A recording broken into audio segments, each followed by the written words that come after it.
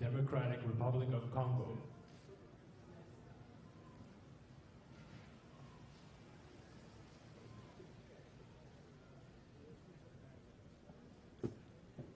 His Excellency Joseph Kabila Kabange, President of the Democratic Republic of the Congo.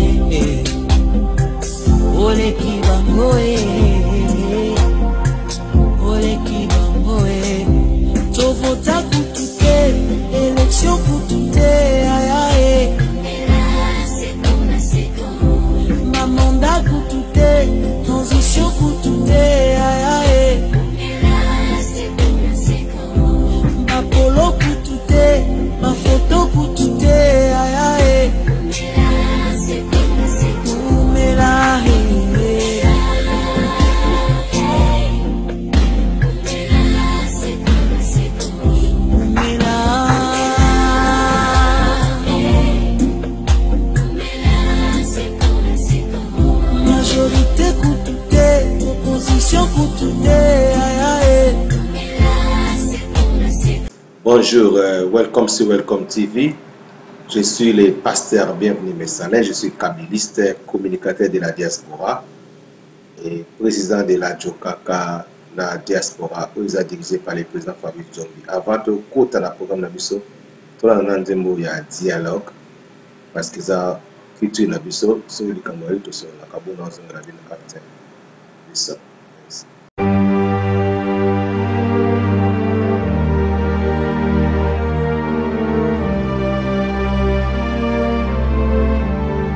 Le peuple congolais n'est pas n'importe quel peuple.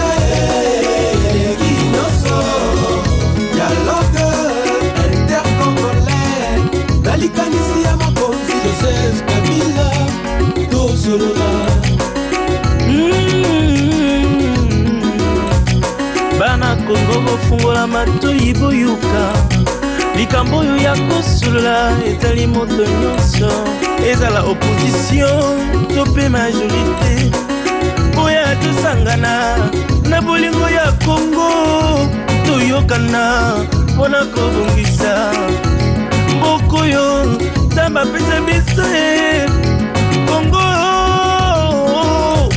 toboyi bitumba toboyi pillage toboyi makila etanga lisusu na mboka Congo yo toyokana dialogue entre Congolais, dialogue pour le bien du Congo, une tradition, une solution.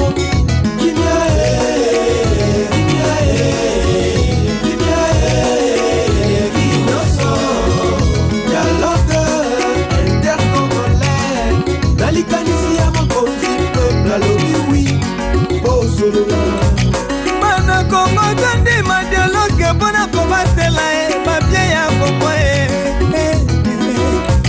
kobebisa mboka ezalaka na ntango moke kasi mpona kopongi ebongiseliaka mikolo ebele toyeba kobatela oyo esi tomoni na miso Dialogue entre Congolais, dialogue pour le bien du Congo, une tradition, une solution.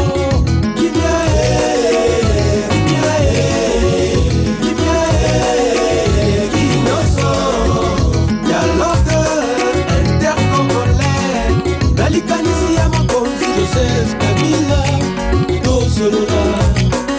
Bon, tatoué, ou doit me choisir dialogue.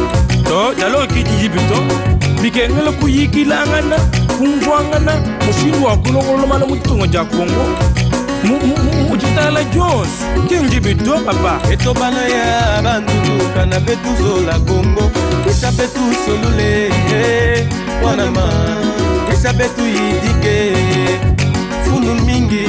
Isabe tu solule na ngingo ya mfumu ya bola. Mana konga Tochali kambe na mesa poto bongisa Likambo etali moto nyonso Opposition majorité bouya tusangana Pona modernité Comment le dialogue entre Congolais, dialogue pour le bien du Congo, une tradition, une solution.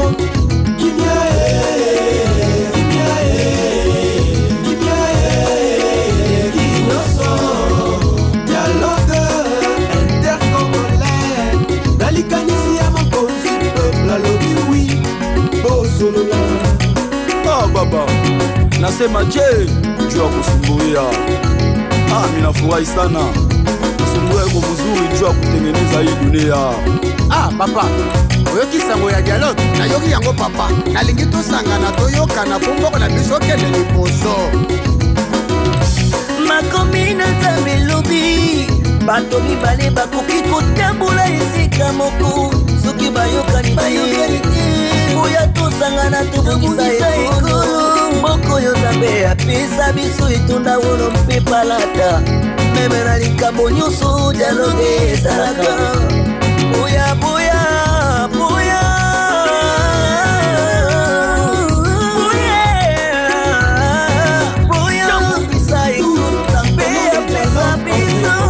quel que soit ton parti, quelle que soit ta religion, militant comme combattant, quel que soit ton âge, quelle que soit ta province. Et cette affaire nous concerne tous, son excellence Mova Sakadi, n'est-ce pas maman Micheline Koulumba?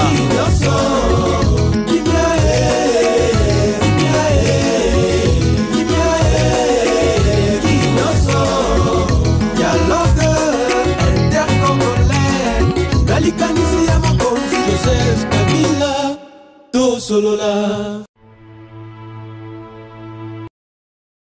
Na botumbela bine nini ezo kitisa miziki na bino soki bozoe batezo so babino ba ivoirien bango wana ba Davido bana mike bazo tomba bazo kende botika héritage za mwana muke asala miziki na ye o comprendre si bozo na poso ya kosola mama na bino ya politique boya kosola mama politique awa na mboka dollar yango na 17000 lendezo koma 20000 bino ba vrai combattant boya koloba awa boza bazo boza mayele te makambo tala bosala mamloko la boyebi te soki biso na bino ne bosala ba désert boy bokanga makapeka na poto boya ka kishasa te po batloka ba biso botozana ba kema mabe ba vena biso bazana ba mikili basala ka ba makambo wana te bino ba bêtiser boya ka osala ba bêtise oke kuno komi moyibi oyiba bosala ka ba buzoba okende osala ba tapage na ba concert ba wata bolia ka kuna bo vivre ka kuna na aéroport njili toyebi bino moko bosala ka mambo wana toyebi pena banda kuna bino moko siko ninge bino bozo betaka ba désert na ba concert ba wata na blende wana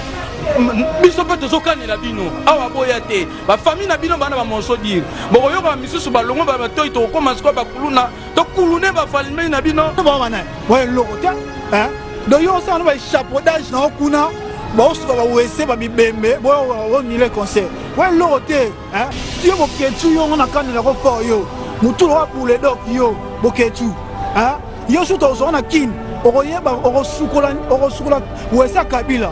Vous comprenez? donc yo boule roi yo na yo nde bino nde yo bunda bon ba senzi bon bunda hein biso ne ba combattre. De retour sur Welcome TV. Alors tous en bas information belé les associations des orphelins du Congo déclaration. Nous orphelins du Congo réunis ensemble général ordinaire ce dimanche 16 juillet 2017 au stade des Martyrs à Kinshasa pour examiner les comportements de notre fils, nouvelle adhère au sein de l'association déclarant ce qui suit. 1. Si au plus tard le 31 juillet 2017 notre fils n'a pas rapatrié le reste du corps de son feu papa pour son inhumation au pays, nous convoquerons une nouvelle assemblée générale extraordinaire pour lui venir en aide dans tous les cas. Nous exigeons que ces rapatriements ne dépassent pas la date du 31 août 2017. 2. Nous demandons aux militants de l'UDPS de faire pression sur notre fils pour qu'il fasse diligence dans les répatriements des restes de ses corps. 3. Pour des raisons de pure humanité, nous exigeons que notre fils ne fasse plus d'autres émissions à ce sujet. 19 émissions à moins de 165 jours devraient suffire. 4. À titre subsidiaire, nous demandons à M. Moïse Katumbi de ne plus se mêler de cette affaire familiale. Les combattants de l'UDPS ne sont pas en reste non plus. 5. Il est exigé à l'ancien secrétaire général Kabound de rembourser la somme de $20 000 perçue pour un deuil jamais tenu. Le présent communiqué est transmis à mon charge de mission Augustin Kabouya, qui a la charge de les diffuser dans les réseaux sociaux. Fait à Kinshasa le 16 juillet 2017.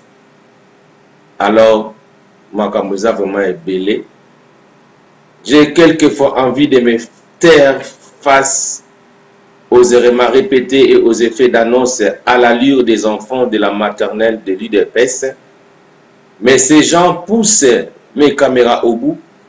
Ils pieffent et chantent à la gloire de leurs anciens secrétaires général Kabound, allant jusqu'à les présenter comme un invité du Conseil de sécurité de l'ONU, qualifiés pour prendre la parole au sein de cette institution. Pauvres eux, ils peuvent continuer à pédaler. Nous sommes lundi, le 17 juillet 2017, et voici ce que mes caméras peuvent révéler. La rencontre des socialistes à New York pour l'UDPS devrait inviter Félix Antoine Tshilombo, mais pour des dégâts commis par ce dernier dans le passé, l'ambassade des États-Unis en République démocratique du Congo ne lui octroie plus de visas. Si mon chargé de mission Augustin Kabouya ose démentir cette info, je livrerai le contenu de ces dossiers sur la place publique avec des faits probants. Je n'attends que cela. 2. L'ancien secrétaire général Kabound n'était pas le seul Congolais à être invité à ces rencontres des socialistes. Même la CCU de notre redoutable porte-parole du gouvernement Lambert Mende est représentée par notre ami et frère André Litte, dont d'ailleurs sa nomination comme administrateur de la S-Scott a été publiée pendant qu'il se trouve encore à New York. Toutes mes félicitations à lui. Congolaises et Congolais, après le dossier $20 000 détourné par l'ancien secrétaire général, Kabound, mes caméras viennent de faire d'autres découvertes toujours sur le business autour du défunt président Etienne Tshisekedi. Tenez-vous prêts? Est-ce que Nazo Finga Moutoua?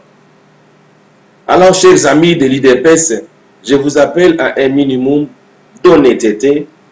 Suivez cet élément d'un de vos partenaires avec qui vous mangez ensemble.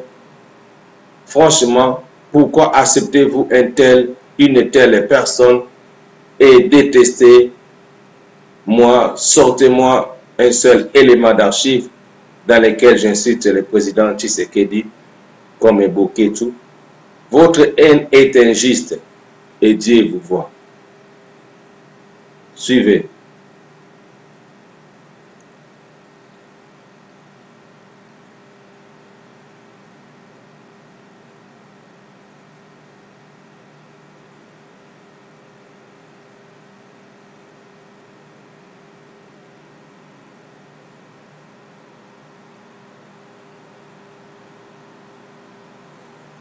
Sorry.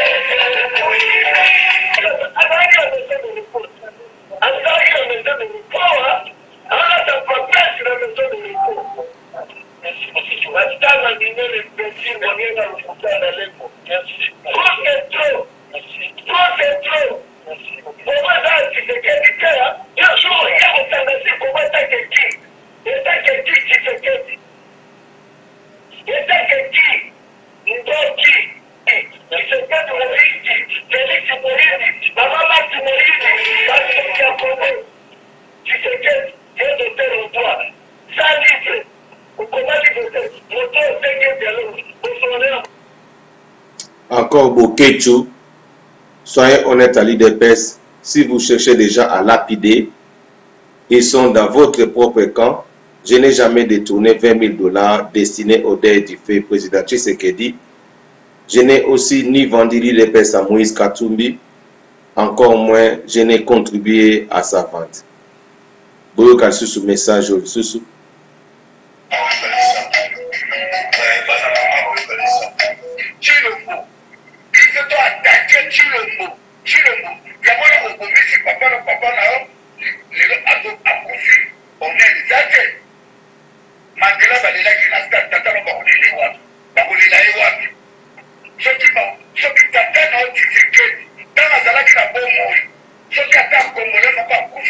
politique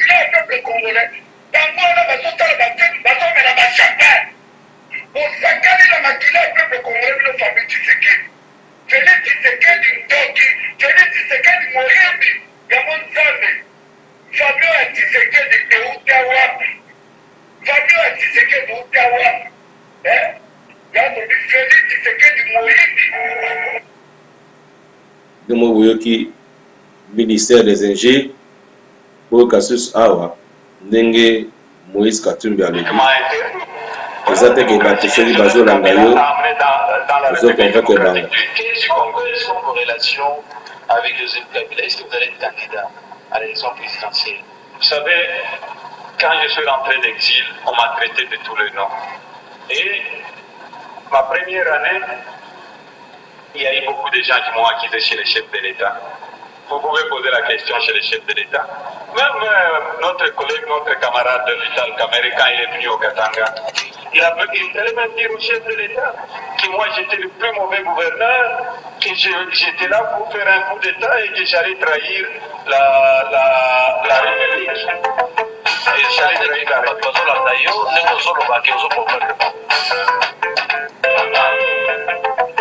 Exacte que pour votre besoin là d'ailleurs, nous sommes au baguette au problème.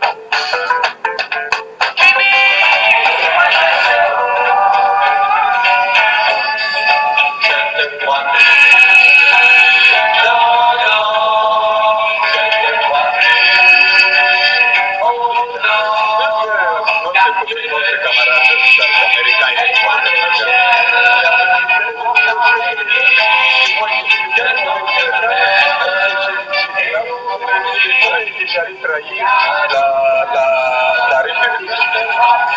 J'allais trahir la République et j'étais candidat président de la République. Vous pouvez poser la question au président de la République.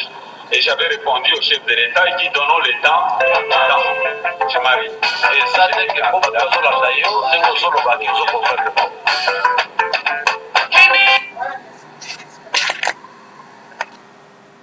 Alors, évidemment, Bouyoki. Exact que ce qui va te baser là non deux autres convaincre ba. Tout là dans nzembo ya chef de l'État oyo to lobi ke awumela avant na ngaka naye. Bongo sima to zunga na bino so ko pesa ngaka information soso.